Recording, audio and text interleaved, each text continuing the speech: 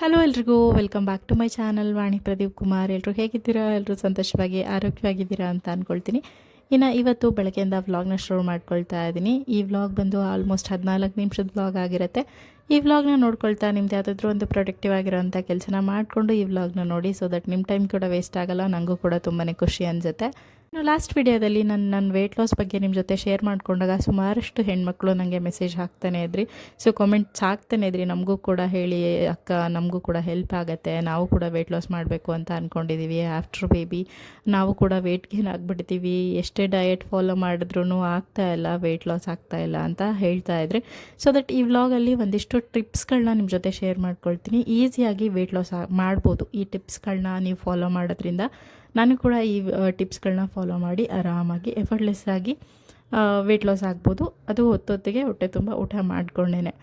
So ಇವತ್ತಿನ ವಿಡಿಯೋದಲ್ಲಿ ಅದನ್ನು ಹೇಳ್ತಾ ಹೋಗ್ತೀನಿ. ಮೊದಲನೇದಾಗಿ ಇನ್ನು ನಾನು ಬೆಳಗ್ಗೆ ಒಂದು 6 ಗಂಟೆಗೆಲ್ಲ ಎದ್ದೇಳ್ತೀನಿ. ಮುಂಚೆ ಆಗಿದ್ದರೆ ಸ್ವಲ್ಪ ತಡವಾಗಿ ಎದ್ದೇಳ್ತಾ ಇದ್ದೆ, ಒಂದು 7 ಗಂಟೆ ಅಷ್ಟರೊಳಗೆಲ್ಲ ಎದ್ದೇಳ್ತಾ ಇದ್ದೆ.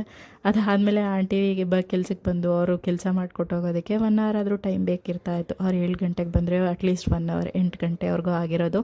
ಸೊ ಅದಾದಮೇಲೆ ನನ್ನ ಕೆಲಸಗಳೆಲ್ಲ ಸ್ವಲ್ಪ ತಡವಾಗಿಬಿಡೋದು ಅಂತ ಹೇಳ್ಬಿಟ್ಟು ನಾನು ಆಂಟಿಗೆ ಸ್ವಲ್ಪ ಬೇಗ ಬರೋದಕ್ಕೆ ಹೇಳ್ತೀನಿ. ಒಂದು 6 ಗಂಟೆಗೆ ಬರೋದಕ್ಕೆ ಹೇಳ್ತೀನಿ. ಅವ್ರು ಒಂದು 6:15 ಅಷ್ಟರಲ್ಲಿಗೆ ಬರ್ತಾರೆ. ಅವ್ರು ಬಂದು ಎಲ್ಲ ಕೆಲಸ ಮುಗಿಸ್ಕೊಟ್ಟೋಗೋದಕ್ಕೆ 7:15 ಆಗೋಗ್ಬಿಡುತ್ತೆ.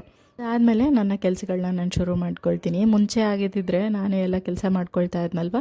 ಸೊ ಅವಾಗ ಹೆಂಗೆ ಮ್ಯಾನೇಜ್ ಮಾಡ್ತಾಯಿದ್ದೆ ಅಂದರೆ, ನಾನು ರಾತ್ರಿಯೇ ಪಾತ್ರೆ ಕೆಲಸ ಏನೇನಿರುತ್ತಲ್ವ, ಪಾತ್ರೆ ಕ್ಲೀನ್ ಮಾಡಿ ಇಟ್ಕೊಳ್ಳೋದು, ಸ್ಲ್ಯಾಬ್ ಕ್ಲೀನ್ ಮಾಡ್ಕೊಳ್ಳೋದು, ಕಿಚನ್ ಕೌಂಟರ್ ಟಾಪು ಮತ್ತು ಏನಿರುತ್ತೆ ಸ್ಟವ್ ಕ್ಲೀನ್ ಮಾಡ್ಕೊಳ್ಳೋದು, ಅದನ್ನೆಲ್ಲ ರಾತ್ರಿಯೇ ಮಾಡ್ಕೊಂಡು ಬಿಡ್ತಾಯಿದ್ದೆ. ಬೆಳಗ್ಗೆಗೆ ಏನಿರ್ತಾ ಇರಲಿಲ್ಲ, ಬರೀ ಕಸ ಗುಡಿಸ್ಬಿಟ್ಟು ಮಾಪ್ ಮಾಡ್ಕೊಂಡ್ಬಿಟ್ರೆ ಕೆಲಸಗಳೆಲ್ಲ ಬೇಗ ಬಿಡ್ತಾಯಿತ್ತು. ಸೊ ಇವಾಗ ಈ ಥರ ಇರುತ್ತೆ. ಅವ್ರು ಬಂದು ಎಲ್ಲ ಮಾಡಿಕೊಟ್ಟು ಹೋದ್ಮೇಲೆ ಕೆಲಸಗಳು ಶುರು ಆಗುತ್ತೆ. ಅವ್ರಿಗೆ ಹೇಳಿದ್ದು ಒಂದೇ ಕಾರಣ, ರೆಸ್ಟ್ ಸಿಗ್ತಾ ಇರಲಿಲ್ಲ ನನಗೆ.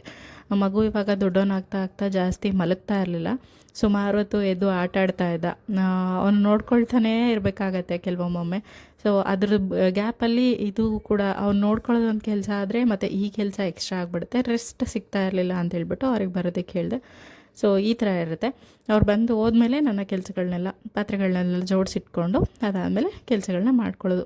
ಇನ್ನು ನಾನು ಈ ಡಿಶ್ ಡ್ರೈನರ್ನ ಆಲ್ಮೋಸ್ಟ್ ತೊಗೊಂಡು 1 ಇಯರ್ ಆಗ್ತಾ ಬಂತು. ಪಾತ್ರೆಗಳನ್ನೆಲ್ಲ ತೊಳೆದ್ಬಿಟ್ಟು ಇಟ್ಟಿದ್ದೀನಲ್ವ, ಡಿಶ್ ಡ್ರೈನರ್ ತೊಗೊಂಡು ಆಲ್ಮೋಸ್ಟ್ ತುಂಬ ಚೆನ್ನಾಗಿ ಬಾಳಿಕೆ ಬಂದಿದೆ. 2-3 ಹೊತ್ತಿನ ಪಾತ್ರೆಗಳನ್ನೆಲ್ಲ ಆರಾಮಾಗಿ ತೊಳೆದ್ಬಿಟ್ಟು ಸ್ಟೋರ್ ಮಾಡ್ಬೋದು. ನೀರು ಕೂಡ ಆಚೆ ಈಚೆ ಚೆಲ್ಲಲ್ಲ.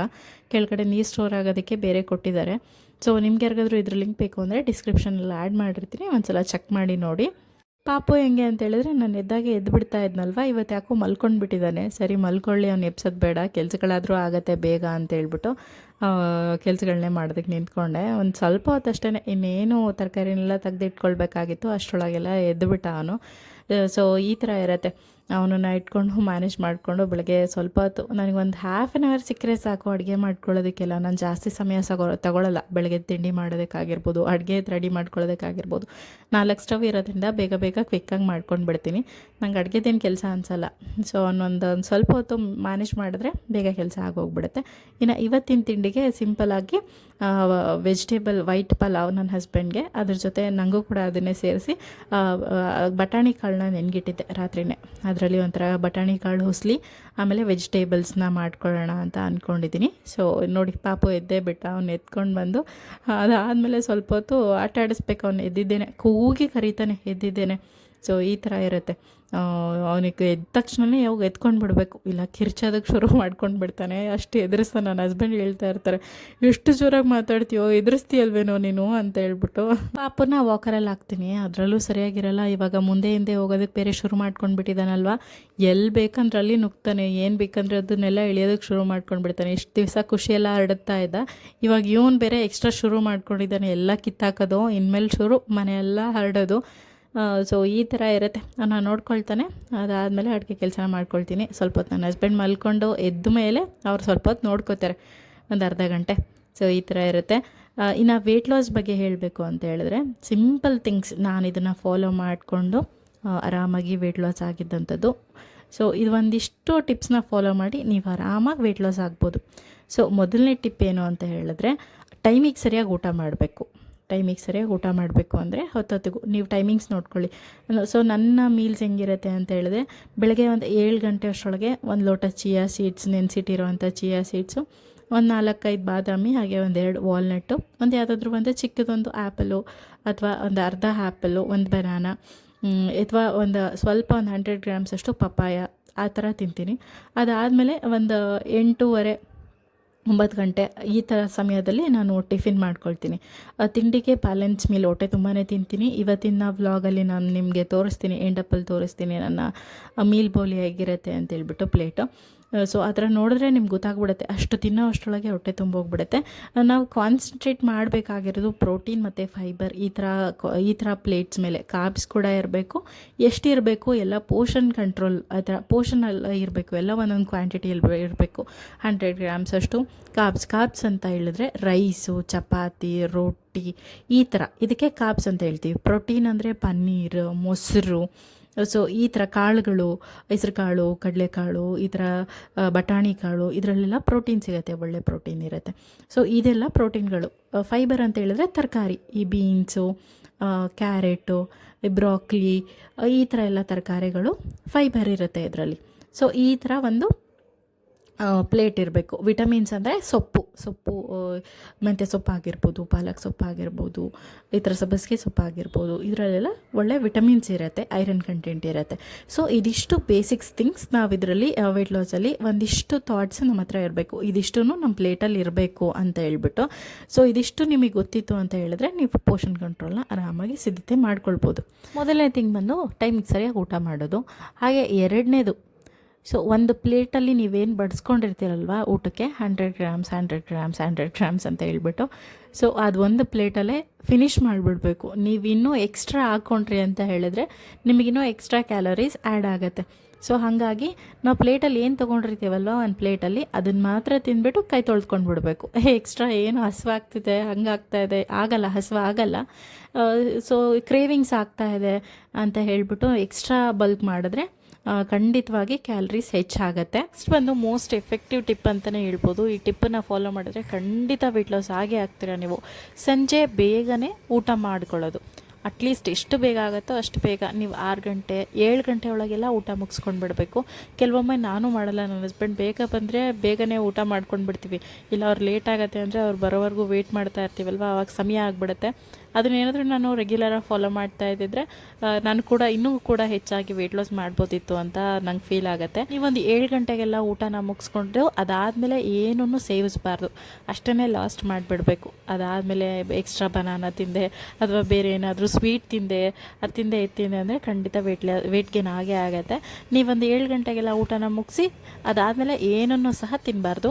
ನಿಮಗೆ ನೀರು ಕುಡಿಬೇಕು ಅನಿಸಿದ್ರೆ ನೀರನ್ನು ಚೆನ್ನಾಗಿ ಕುಡೀರಿ, ಏನು ತೊಂದರೆ ಇಲ್ಲ.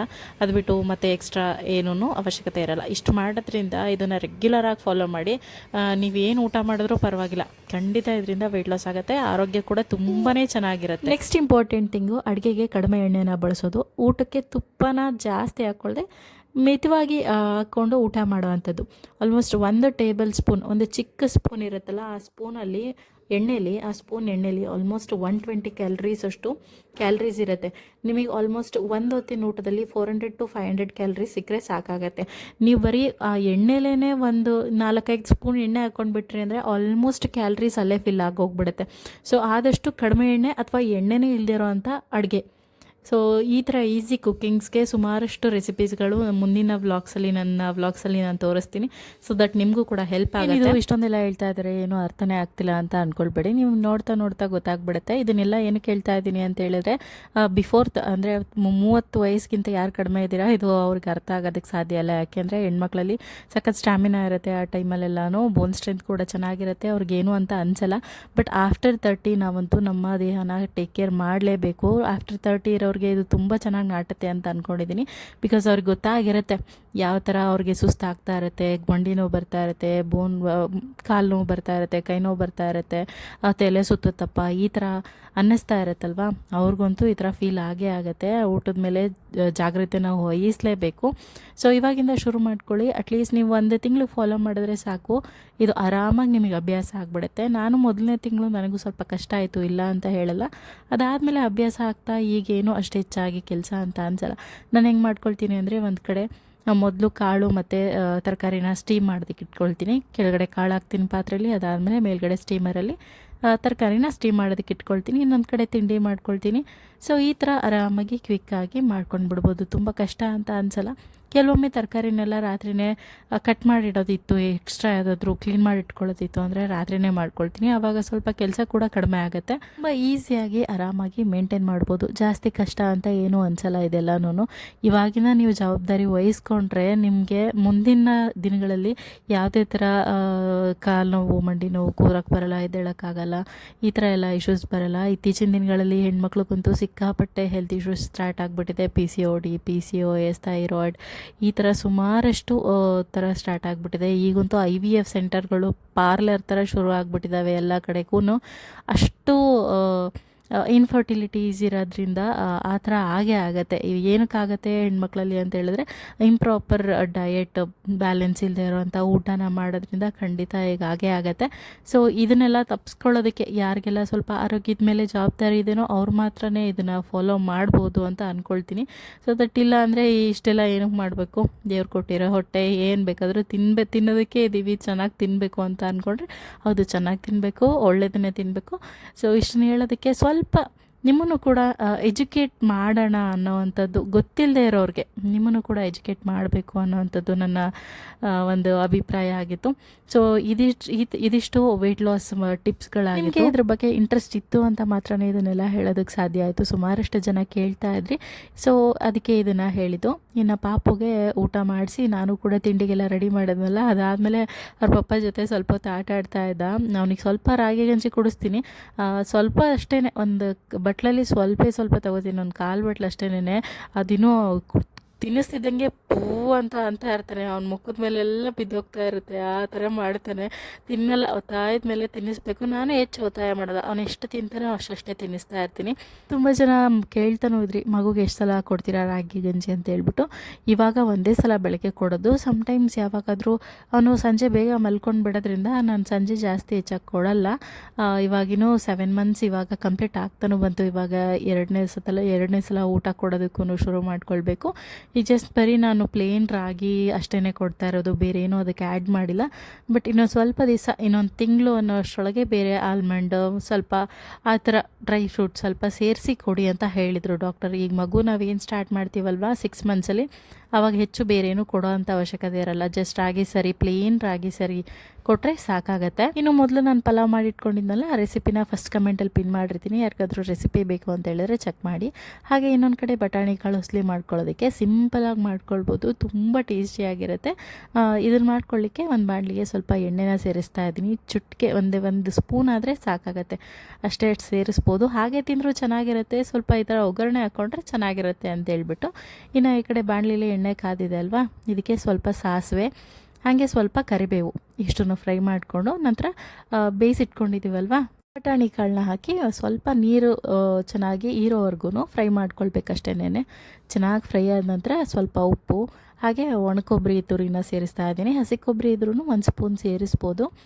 ಸೊ ಇಷ್ಟನ್ನು ಸೇರಿಸಿದ್ರೆ ಹುಸ್ಲಿ ರೆಡಿ ಆಗಿಬಿಡುತ್ತೆ. ಈರುಳ್ಳಿ ಏನೂ ಎಲ್ಲ ಹೆಚ್ಚಾಗಿ ಹಾಕಿಲ್ಲ, ಸೊ ಸಿಂಪಲಾಗಿ ಇರುತ್ತೆ ಅಂತ ಹೇಳ್ಬಿಟ್ಟು ಪಲಾವಲ್ಲೇ ಎಲ್ಲ ಜಾಸ್ತಿ ಸೇರಿಸಿರೋದ್ರಿಂದ. ಇನ್ನು 100 grams ಅಷ್ಟು ಪಲಾವ್ನ ತೊಗೊಂಡಿದ್ದೀನಿ. ಹಾಗೆ 100 grams ಅಷ್ಟು ಬಟಾಣಿ ಕಾಳು ಹುಸ್ಲಿ, ಹಾಗೆ 100 ಗ್ರಾಮ್ ಅಷ್ಟು ಮೊಸರು, ಹಾಗೆ ಒಂದು 100 ಗ್ರಾಮ್ ಅಷ್ಟು ತರಕಾರಿ. ಇಷ್ಟ ಆಗಿತ್ತು.